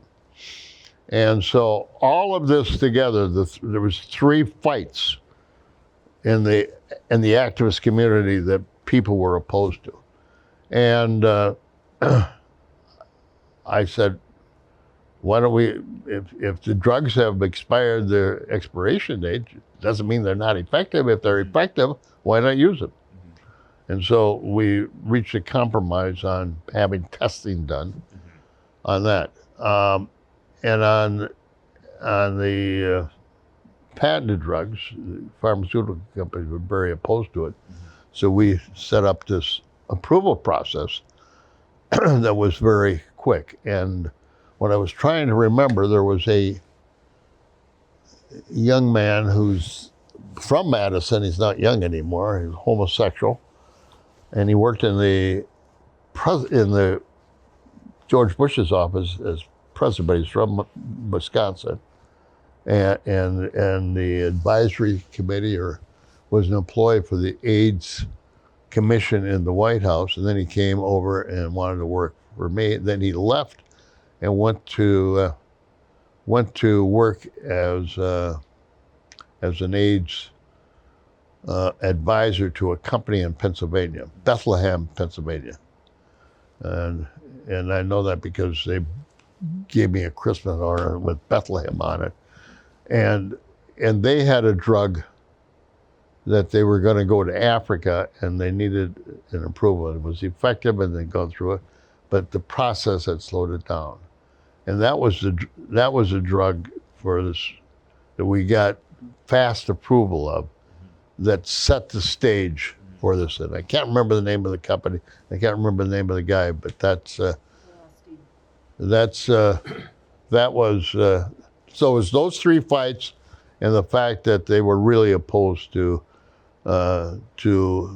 having patented drugs too long. And so we set up this procedure through FDA, and everybody, when we set it up, there was quite a bit of opposition, but we were able to successfully convince them that for AIDS, the fight for AIDS was so important that they should do it, and they did.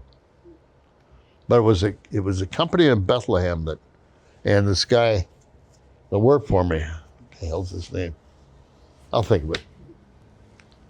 Could you tell us a little bit about the model that PEPFAR ultimately took, specifically the focus on treatment, prevention, and care, and maybe also think a little bit about the role of faith-based organizations in implementing PEPFAR?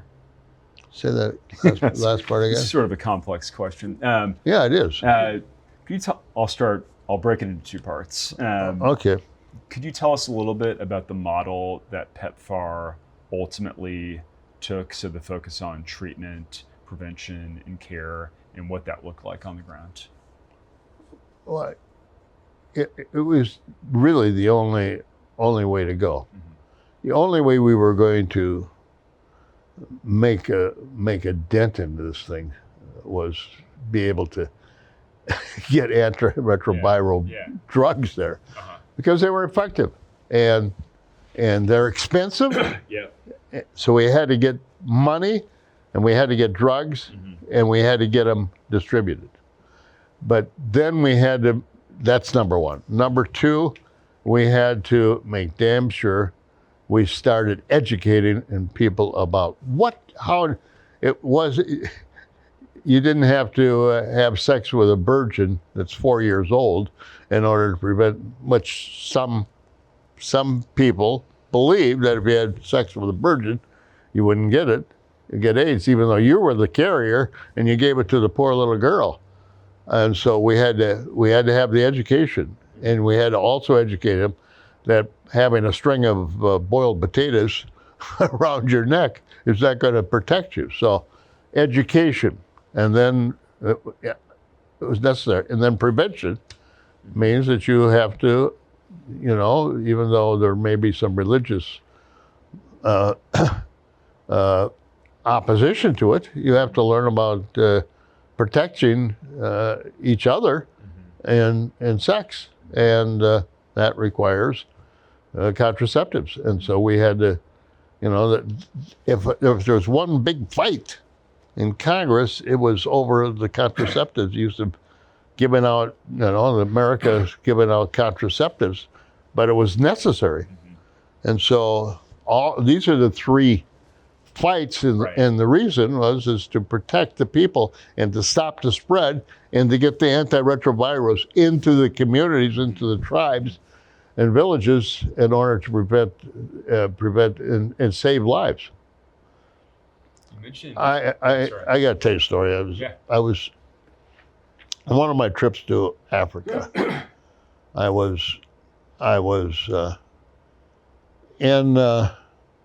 had 50 people on the plane, and all heavy hitters.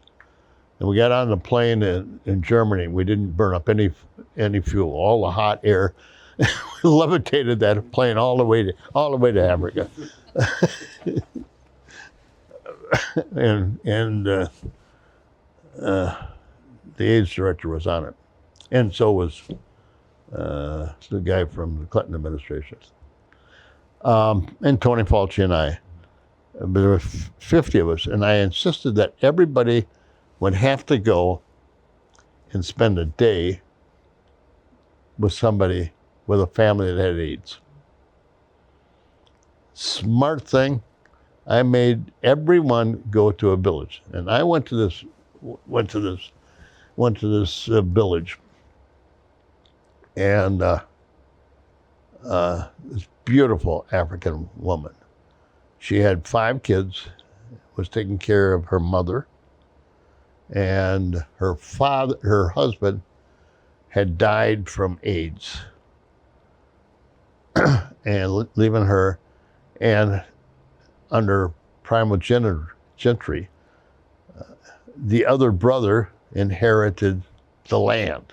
So the little homestead, the little farm that she was raising her family, she had to pay rent to her brother-in-law, because even though it was her husband's farm and had paid for it, under the laws of that tribe, he got it. And she was doing well. And she said, I went to see her, and I spent the day with her. I can't remember her name. She was just lovely. Bill Steiger would probably remember her name.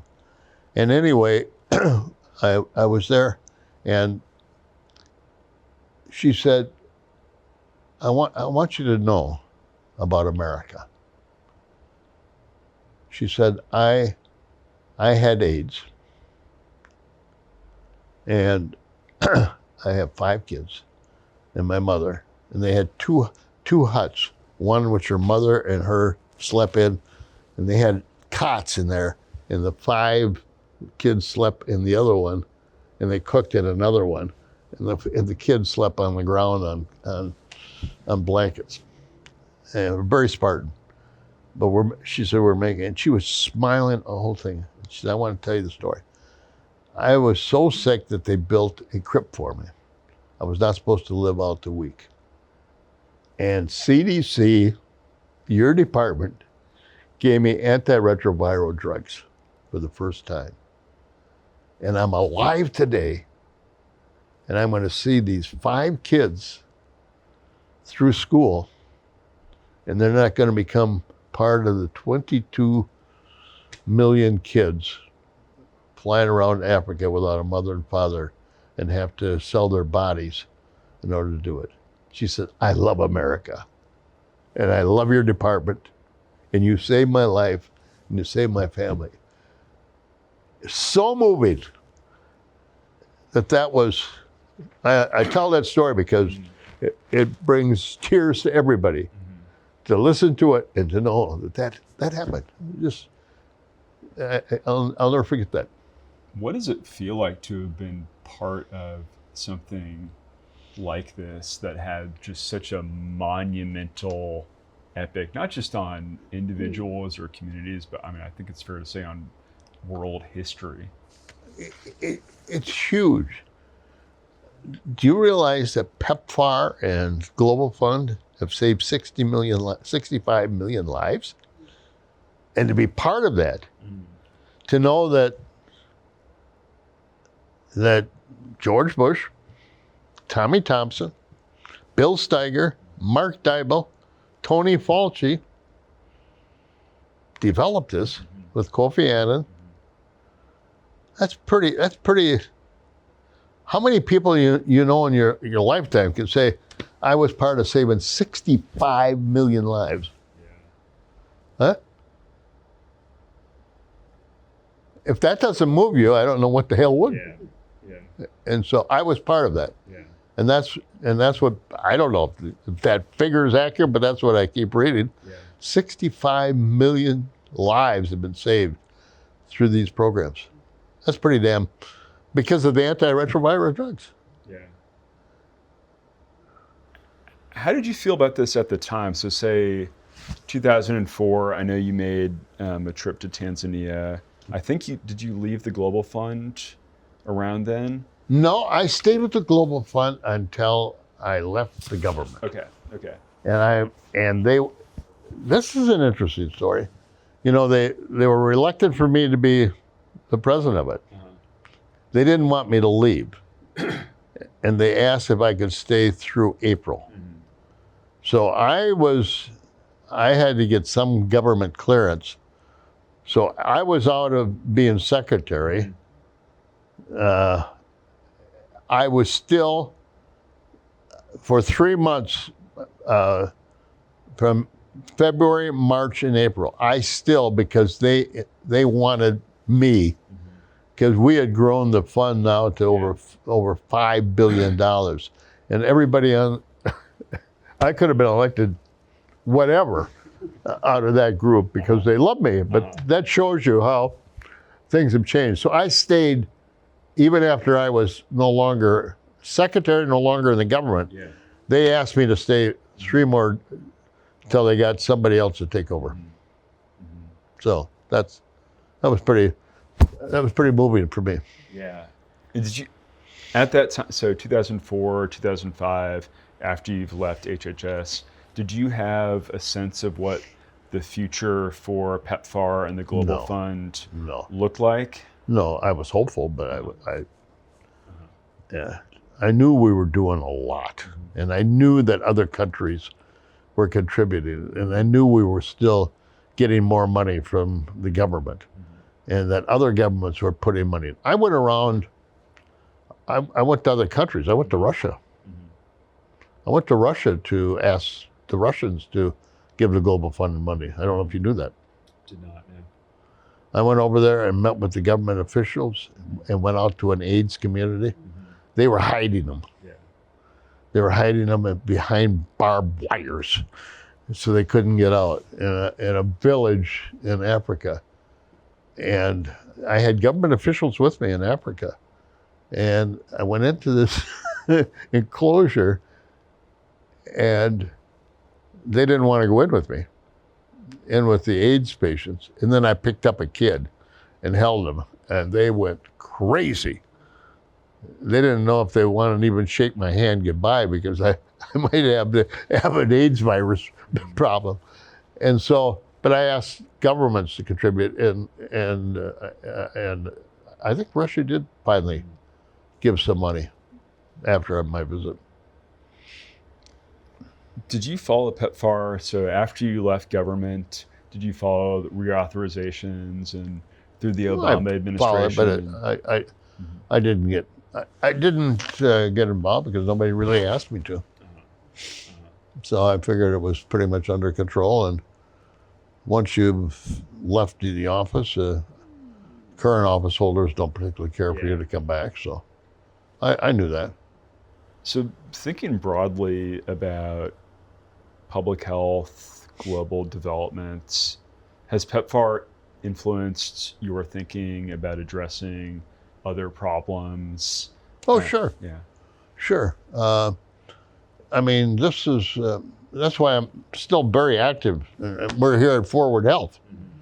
And I'm on their board, and I'm working with them. We're developing a big plan for U.S. Department of Veterans for taking care of veterans. So I'm still very steeped in healthcare.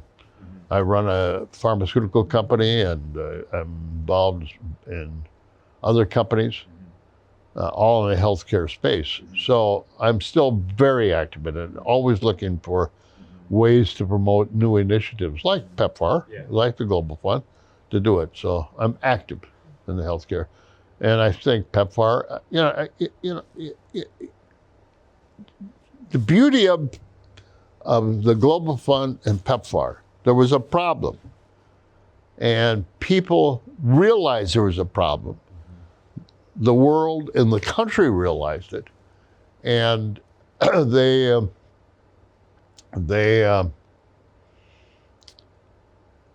wanted action. And the activists wanted action, citizens wanted action. And you bring two political parties together, and they were both elbowing themselves to get involved in coming up with a solution. What could be wrong with that? That's democracy at its finest. And that's what happened. And there's another little tidbit that is interesting, because after the Global Fund and after PEPFAR, there was not a Gallup poll, there was some poll put out as to what countries liked the United States, okay? Not one country, in that first poll was from Africa. Out of the top 15, none were from Africa. The same poll was taken as to which countries do you admire and respect the most. After PEPFAR and the Global Fund, I don't know if it's changed then, but this has been quite some time ago. But this was back after I had just left the government. 9 out of 15 of the countries that respected and liked the United States the most was African countries. And when asked why, they changed. It said the Global Fund and PEPFAR. And so, if you want diplomacy to work, you know, taking care of a disease like these and fighting them and setting up a structure can be huge. And that's why you asked me, do I think about it? Yeah, I think about it a lot. I think about how we might replicate successful programs like this that really work. We don't want to take up all day, but I will ask you, is there any one thing that you're most proud of when you think of PEPFAR and this sort of period in your life? I don't know if there's one thing. I mean, just the fact that we saw the problem and came up with an answer, a solution, and it works. I mean, and when you put the two together and say, my Lord, you were instrumental and in a small way saving 65 million lives. If I went down and told that to anybody else, nobody'd believe me. You do because you know what happened. But not anybody else would believe that, you know, when you reach out and touch something, there isn't anything that you can point to that says save 65 million lives? No. All right? And you were part of that team that put it together. I mean, that's pretty heady stuff. Right? I think it's hard to beat. Yeah. I don't know anything else that's ever been beaten by that. And that's why I'm so happy that you two are writing the story about it. Is there anything that we have missed in our conversation today? No, I think I've thrown things in that you didn't ask me about that you probably think, what the hell is he talking about? We loved every bit of it. I don't think you did, but you're very nice to say it. No, we really appreciate your time. This has been a real pleasure for us.